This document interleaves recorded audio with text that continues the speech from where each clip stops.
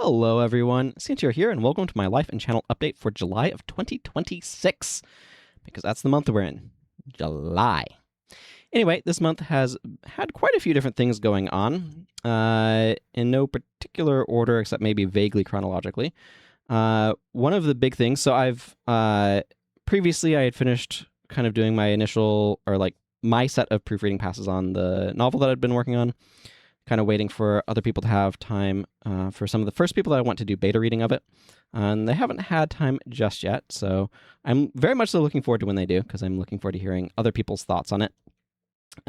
But I've been using this sort of break from the book, I guess, from working on the book to work on an RPG Maker MV project.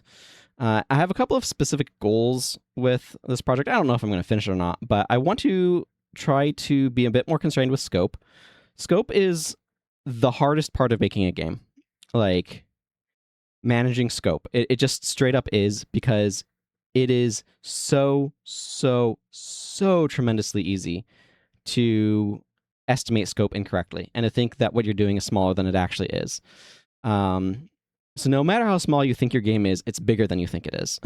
Like, there's more required to make it happen. Anyway, some of my main goals are to test out a couple of ideas that I've had for like build systems, but the biggest one is as a way to get practice with certain aspects of storytelling.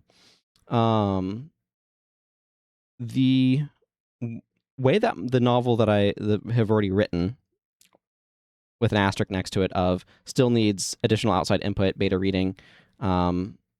Like, there's just things that I will miss because I'm too close to the creative source. So, like, there might be something where it's like, I think this is an important detail, or I don't realize there's an important detail I missed, or whatever. There's just things that I'm going to need other perspective on. It's the same reason why you need playtesters for a video game. It's the same exact concept, just to a different medium. But the way that that one works is a lot of the complications or the things that are happening, like the plot itself is fairly straightforward, and it's just the individual pieces of how it comes together that become more complicated. And I think there's a lot of interest there, and I think there's a lot of things that are interesting in the process of that, like, plot unfolding. There's a lot of digging into world building, which I personally love, and that sort of thing. But I know that I'm going to want to make a sequel to it. Like, I have a really loose mental outline of a trilogy, and I know that I'm going to want to be doing more intricate things with the storytelling within the next book that I'm going to want to write. And I want to get more practice with figuring out that sort of storytelling. Like, naturally, I tend to be a pantser style. For those who don't know, it's pantser versus plotter. How much do you plan things out ahead of time versus kind of like come up with it as on the fly? I tend to be much more of a pantser, because the coming up with it part tends to be what I find interesting. And so if I like do too much plotting, I tend to burn all of my creative interest in it. So, and it's really fun seeing the story organically come together, as I'm like, oh, and then this means that, and then et cetera, et cetera. So, like, there's a lot of really interesting, exciting things that happen when you do things that way. But it also, like, there are times to let the plant organically grow, and there are times to build a trellis to grow it towards specific destinations. And so, what I want to do with this RPG Maker MV project in particular is I want to get more practice in building a trellis, basically, to extend the metaphor. So that's one of the big goals that I have for this particular project that I'm working on in RPG Maker MV.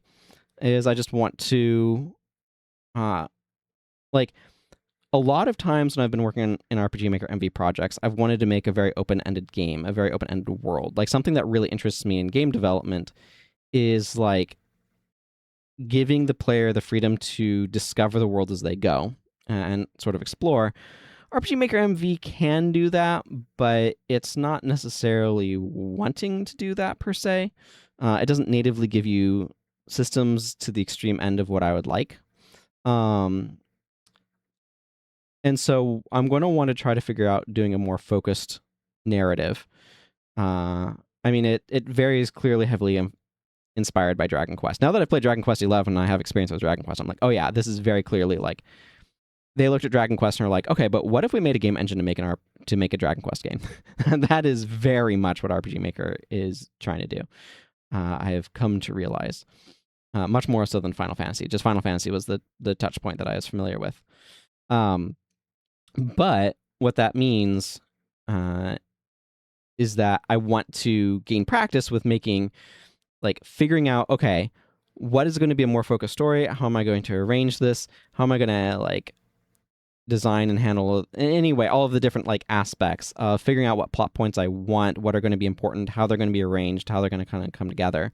And I want to get more experience with that before I start writing a book that is fundamentally more important to me. So it seems like a great opportunity to kind of get some practice and experience with that. So that's something that I have been working on this month.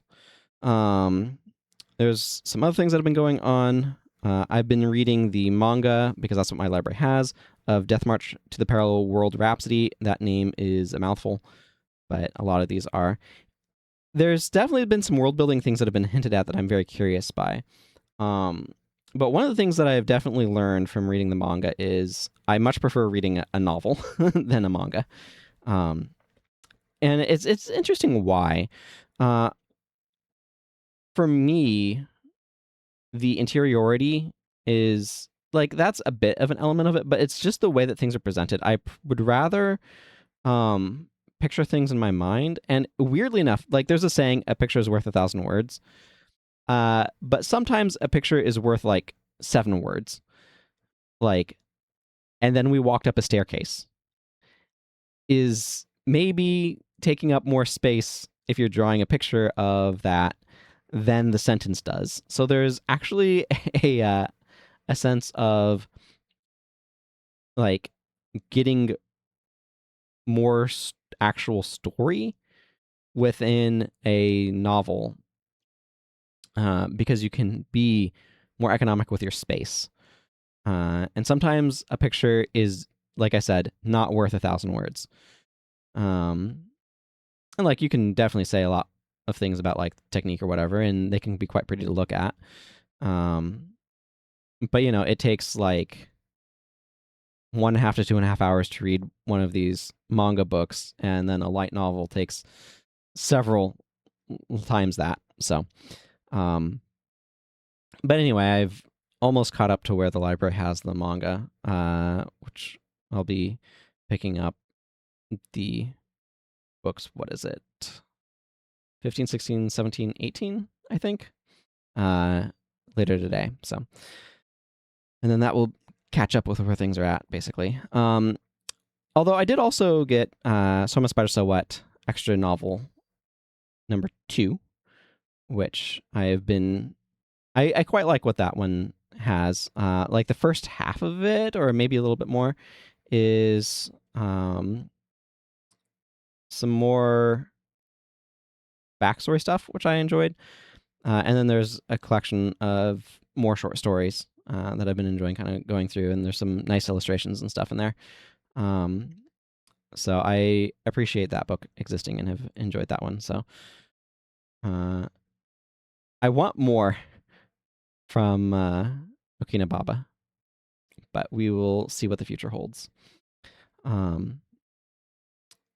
Okay, let's see. What other things do I want to talk about? Let's talk about things that I've watched.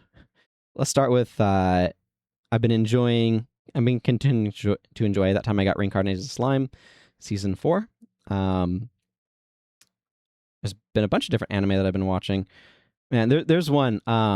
So it's called something like The Exiled Heavy Knight Knows How to Game the System, or something to that effect.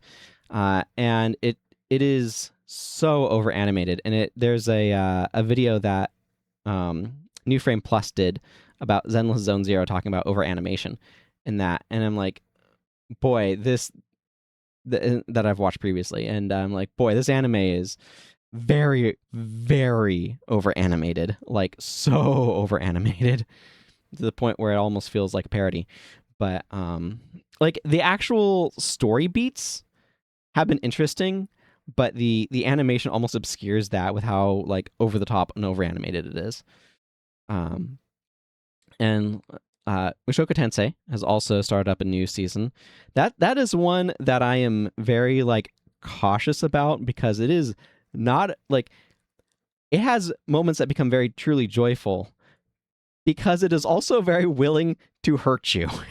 Like it does not pull its punches with its characters, and it gets you emotionally invested in them and then hurts them, but it also has moments of joy and jubilation that you feel because you've gotten invested in the characters. So I watch each episode with a bit of trepidation, and like I need to make sure I'm mentally prepared because I don't know what's going to happen. I don't know how this might deal emotional damage, but that's another one that I've like been enjoying. There's been quite a few, but I'm not going to talk about just that. My sister and I watched through seasons 4 and 5 of Star Trek Lower Decks as well during this month, and that show deserves more seasons.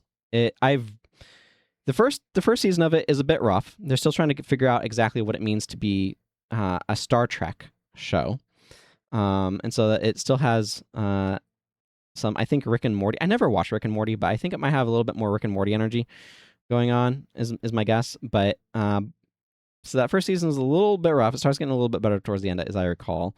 Enough so that my sister and I were like willing to try out season 2, and we're like, oh, okay, now this is actually like it knows what it is now. It's Star Trek now, and I really enjoyed seasons 4 and 5 quite a bit, and I wish there was more of it because it deserves it, because it is fun, and also very dense. Like one of those episodes goes by and it's been like 25 minutes. And I'm like, so that was an hour, right? Like it is so dense. It's incredible. It's very impressive. And we've also, now that we've kind of watched those, we've also started watching Babylon 5. So we're like 5 episodes into that, which it's been interesting so far. I do feel like something about the acting feels a little stiff to me somehow. I don't quite know how to explain it. Just like the way that things are said or whatever. The affect, maybe? Is that the right term? I don't know. It does feel a little stiff somehow, but there's definitely some interesting, intriguing stuff going on, and so we're enjoying that at the present time. And I've also been watching Bingo Brawlers Season 6, which I've been seeing people say, this is my World Cup, but they've been doing an interesting format. So for those who are not familiar, Bingo Brawlers is so far it's been limited to Elden Ring. I know there's been some discussion about exploring other games with it, but it is a competition where players compete on So I need to explain Bingo in regards to video games. So it's typically a 5x5 grid. I'm sure you could like engineer it to be different sizes. I don't know how I want to do this with my fingers, but each square on that grid, so it's 25 squares, is a different objective to complete in the game. So in the case of Elden Ring, it might be defeat a certain boss or collect a certain set of items or things like that. And there's been some modification of the game to shake things up a little bit. For example, giving access to more fast travel points right off the bat, so that way players can go around a bit more and things like that, have more flexibility. But there's all sorts of different objectives on this grid, and it's called lockout, which what that means is once one player has claimed a square, the other players cannot claim that square. And so they usually play 1 versus 1. There have been some other formats over the years. This is the 6th season of it. And what they're doing, and so like the ultimate goal is to either get a bingo line, or if you block all of your opponent's bingo lines, then you can win on majority, which means getting 13 out of the 25 squares. It is in rare cases possible for there to be a tie. It's unlikely, but it is technically possible because it is possible to lock yourself out of certain objectives. If both players do that and then get 12 squares each, then they're then as a tie. But what they're currently doing is they have a sort of split format where they play a game in the base game of Elden Ring, and then they play a game in the DLC, Shadow of the Erdtree, and then each. So they're doing it kind of in national teams. So this is a very new sort of aspect. So there's 2 players from the US, 2 players from Canada, 2 players from Australia, 2 players from Germany, 2 players from France, and I think, is it Serbia? I would have to double check that one. But there's another sort of Eastern European country. I might have missed a place, but I think that's the list. But anyway, so they're playing, and each win is a point for their team. So I don't quite know off the top of my head how they're kind of resolving things at the end. There's going to be some sort of cut to like a top 8 or whatever or something. But I know they're going to have the finals live, which is going to be very exciting. That's the first time they're going to have done that. But it's the esport that I'm particularly enjoying right now, and I've been enjoying it quite a bit. So, yeah.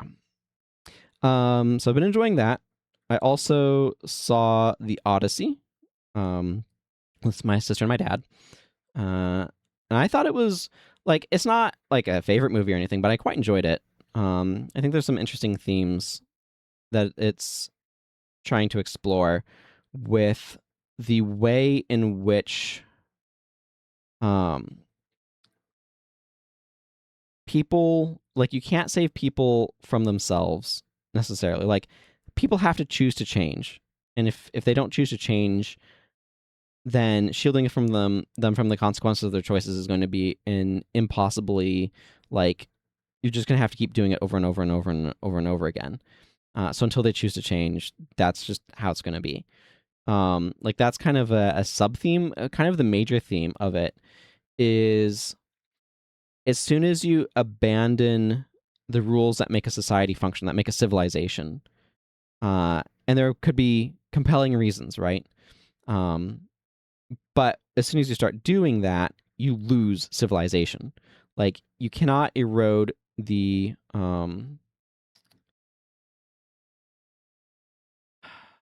what is the term that people were using? It's one of those things where, like, I know the idea, but I forget the word.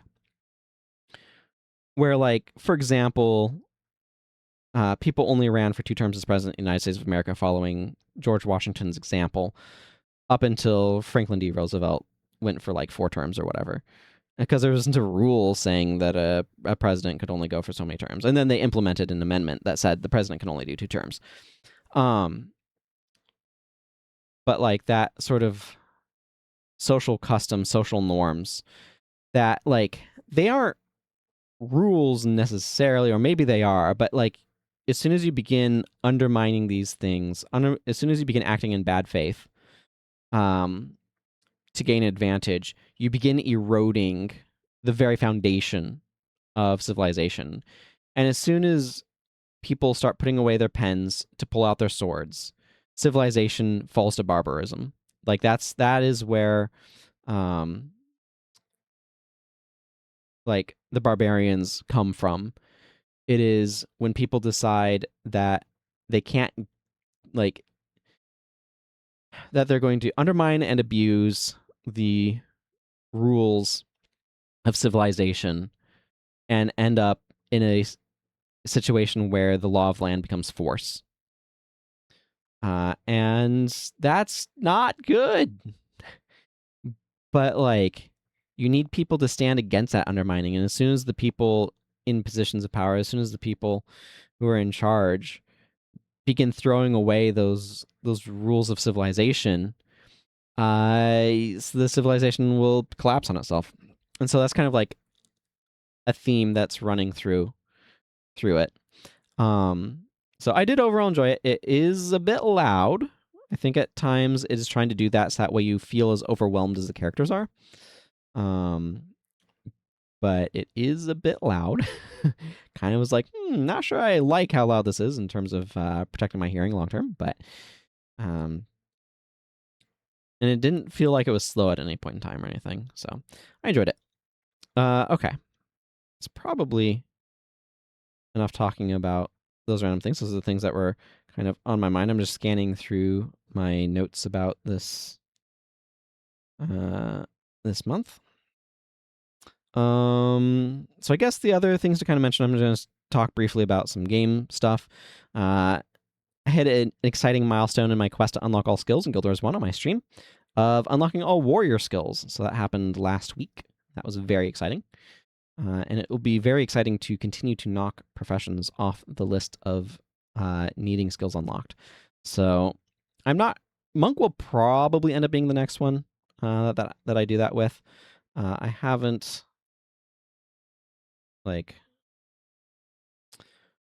fully what was the phrasing I'm looking for here? Yeah, Monk is probably going to be the one that ends up happening next with, I guess. And then I will, just because it's the closest. So I definitely need to spend some time on my Necro Ranger, getting more skills there. That can do a lot to get Ranger really close to being finished. So it's like one of those things where I'm definitely getting close on a bunch of them. But it is exciting to see the objective of those streams getting close to being accomplished. I've also played a little bit of Lords of the Fallen. I need to play more, and I have on my lock screen that one of my objectives is to play more games I haven't played before, and that's kind of the one that I've been plucking away at theoretically, but I've just not been putting the time towards it that I actually want to put towards it, at least in theory. And it's just very easy to be like, oh, I have this thing going on and that thing going on or whatever, and spend my time watching bingo brawlers instead of booting up Lords of the Fallen. And part of it too is I could play it for an hour and that's fine. And I did that with Dragon Quest.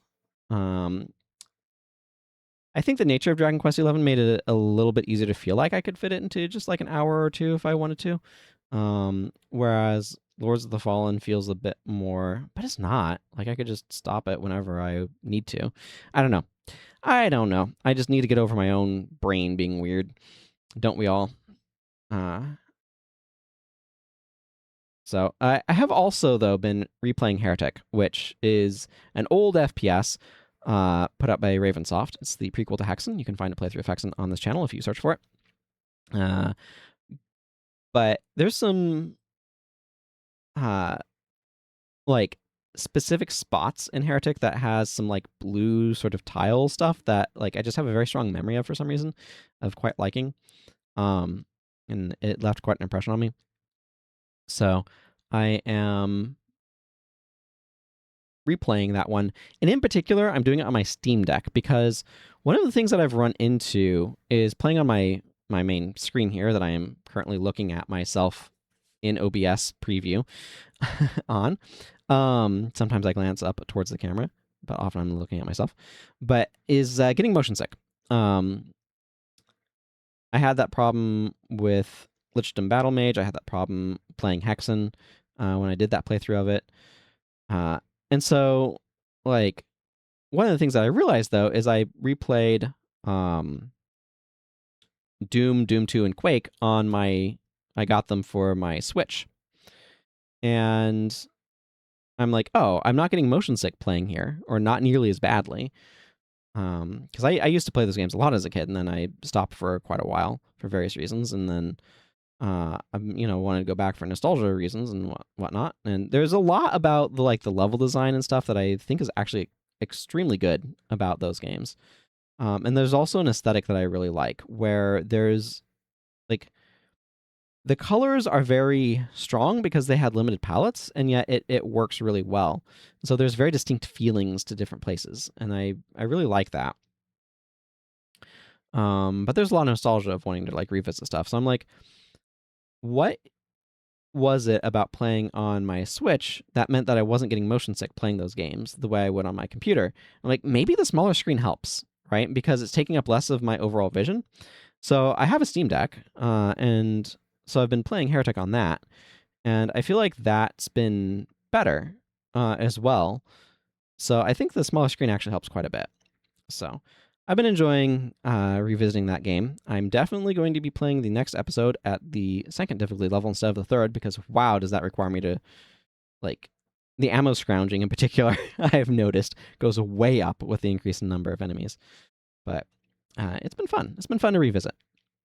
And actually revisit it where I'm engaging with the game more fully instead of entering in cheat codes to make me invulnerable and not caring about things in the same way, which is a perfectly valid way to play the game and certainly how I enjoyed it as a kid, but not necessarily how I want to engage with it now. So I guess I'll briefly mention Magic the Gathering. I've been continuing to have fun with that. You can see cards I need to put away over my left shoulder here. It's on the right of the screen because that's how stage left and right work, I guess. But we did a couple of things with the Marvel set. I'm looking forward to the Hobbit set. I'm going to just be like, Universes Beyond is something that I've just kind of accepted at this point. I know that opinions can be quite hot on it. And I certainly felt more negatively at the start, but then they kept having mechanics that I'm like, oh, but that mechanic is cool. And at this point, I've just kind of like accepted. Like, I think a lot of people's opinions on Universes Beyond depends upon how much they like the intellectual property that is getting the Universes Beyond treatment. And the more you like the property, the more likely you are to like Universes Beyond. And the less you like the property, the more you're likely to dislike the Universes Beyond product. So, I don't know. At this point, I'm like, as long as Wizards of the Coast continues to make fun Magic cards, it doesn't matter to me whether or not it's a superhero or some in-universe character, I don't know, Chandra Nalaar or whatever. Like, I care a little bit. And, like, there's definitely some Universe Beyond things of, like, there's a lot of legendary creatures and things like that like, they're different, right? And WotC, like, Mark Rosewater is talking specifically about Universe Beyond. They tend to try to do fewer new mechanics and reuse old mechanics more. And I think that helps create a differentiation between Universe Beyond and Universes Within that I think is a good idea. But, like, at this point, my biggest complaint about Universes Beyond is that, because I just play paper, so I don't know what arena prices are. But in paper, the price point of the packs is $1 more, but it feels like way more than that because of the way things work at the local game store that I draft at. They have to price Universes Beyond drafts as a premium draft, which means that they are they cost substantially more. And there's a lot of like back end reasons for why that is with like the in-universe sets, like the $6 price point. They take less margin on that for the drafts than they do for Universes Beyond. And there's good reasons for why they do it that way and whatnot. So I am understanding of that, but that also turns people off of drafting Universes Beyond. And so, like, if they would just price them the same as any other, but they're not going to, like, there's no incentive for them to do that because they're selling the sets crazy well at the higher price point. So it's like, they're not going to change it. So it's like, for various reasons, we just don't tend to draft them very much. And that is what it is. Which I think is a little bit of a bummer because there's some that I would have liked to maybe draft a little bit more, but hey, that's how life goes. So we've been back to Secrets of Strixhaven, which is a perfectly fine set that I seem to keep being in Lorehold when drafting for reasons that are, I don't know. That's just how the packs have fallen. Anyway, I think that covers most of what I would want to say about this month. I do feel like it's been a pretty good month. A lot of different stuff going on. Did some cooking more in the middle of the month. Been experimenting around some with that. But it's been good. So hope everyone is doing well. I am overall doing well. I am getting kind of hungry right now, so I think I'm going to be eating soon. But until next month, everyone, thank you very much for watching. Take care, and goodbye.